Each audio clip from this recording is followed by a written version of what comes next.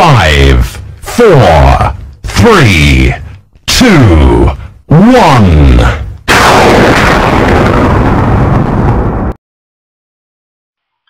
Sa kaharian ng mapayapang Berbanya, tatlong magigiting na prinsipe ang naging bunga ng pagmamahalan ni na Haring Fernando at Reyna Valeriana.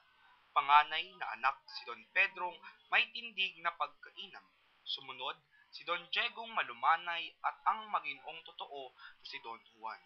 Sila'y lubos na minamahal ng kanilang mga Ang tatlo'y magpapalad.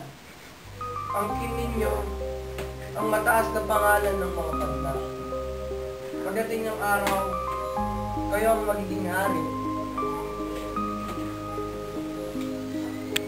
Ang paghawak ng kaharian, bayan upang ito'y paglingkuran ay aming naiibigan. Pinagpapalang ito kayo, mga anak.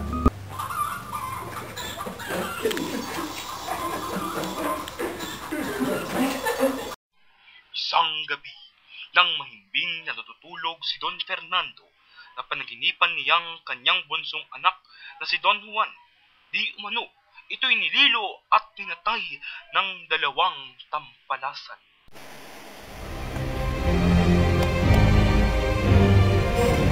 Hello! Hello! Fernando! Fernando! Ano nangyari sa'yo? Ano? Uy! Ito mga palaginip.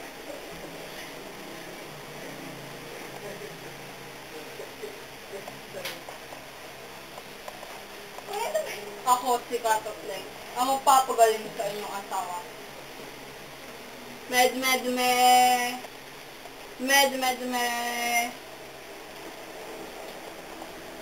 Ano sakit niyo po, haring mahal, ay dulot na pagimba, mabigat man at nasyadal. Ang kanyang sakit ay dulot na ng pagimba. Isang gamot dito ay ang ibon na ang pangalan ay Adarna.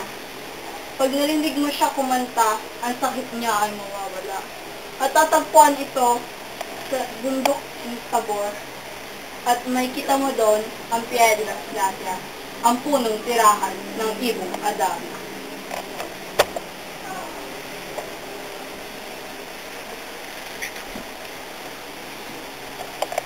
Pedro, pumunta ka na sa Piedras Plata. Huwag kang magdala ng kabayo dahil ito'y... Basta, sundin mo na lang ako. Opo, Mami. Na, Ama. Sa kasamang palad, sumuway sa utos ni Don Fernando si Don Pedro. Una siyang naglakbay sa kabundukan na higit sa 3 buwan bago narating ang bundok Tabor kung saan makikita ang Piedras Platas, punong tirahan ng ibong Adarna. Siya ay dumaan sa mga iba't ibang pahamak sa kanyang paglalakbay upang makuha lang ang lunas para sa kanyang amang mahal.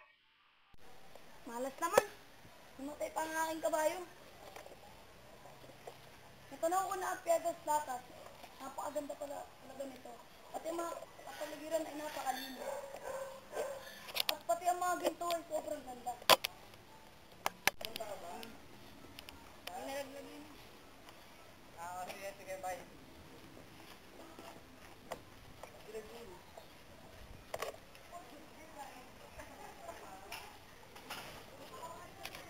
Sa kasamang palad, naiputan si Don Pedro ng ibong Adarna at siya ay naging pato.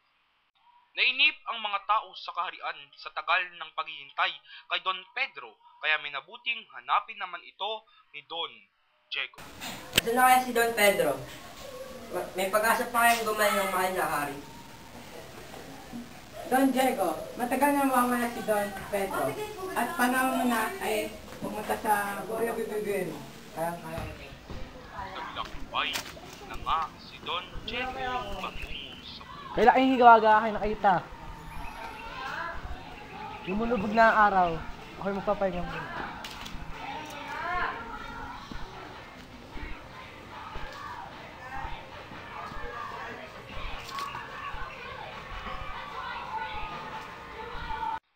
Tulad rin ng nangyari kay Don Pedro'y naging bato din si Don Diego.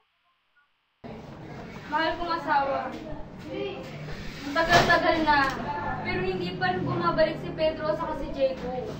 Ano nang gagawin natin? Naman, ikaw na lang ang aking pag-asa.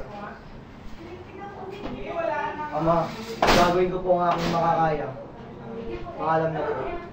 Wait lang. Pili ka muna ng cellphone mo para makontak ka namin. Sige po, text ko na lang po kayo. Wait lang, picture muna. Naglakbay na rin Tulungan mo si ako, Don ako'y Juan gutom na gutom. sa bundok. Ito, may dala akong isang mangga para sa aking paglalakay. Ito, kunin niyo. Salamat. Ano ba ipaglilingkod? Ipaglilingkod ko sa'yo.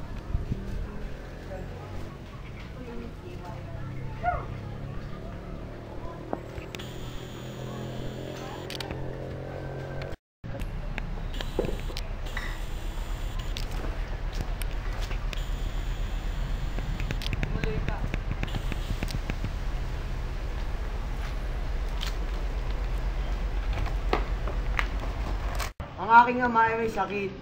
Ang ibong adar na lang ang tanging lunas. Ang ibang adan na kaya kumanta at nakakaantok ka.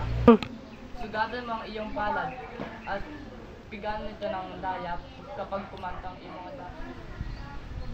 Dali nitong sintas at italing paparating ng ibang adan. Maraming salamat po. Nang makarating na si Don Juan sa Piedras Blatas, sinunod niya ang pinayo ng matandang ermitan. Ayun na ang ibong adar na. Hindi, abula mo.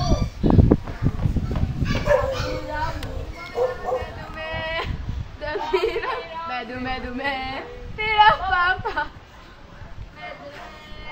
Di! Kunin mo ang timba na to at ibuhin mo na lang ito.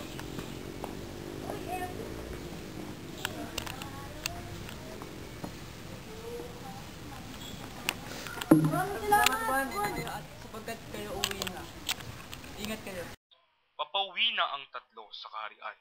Isang masamang balakin ang nabuo sa isipan ni Don Pedro na sinang-ayunan sa bandang huli ni Don Diego. Diego, pagpuwi natin si Don Juan ang kasama. Isangawin natin ang ibang namin. At ibigay natin ito kay Papa para tayo nabibigyan.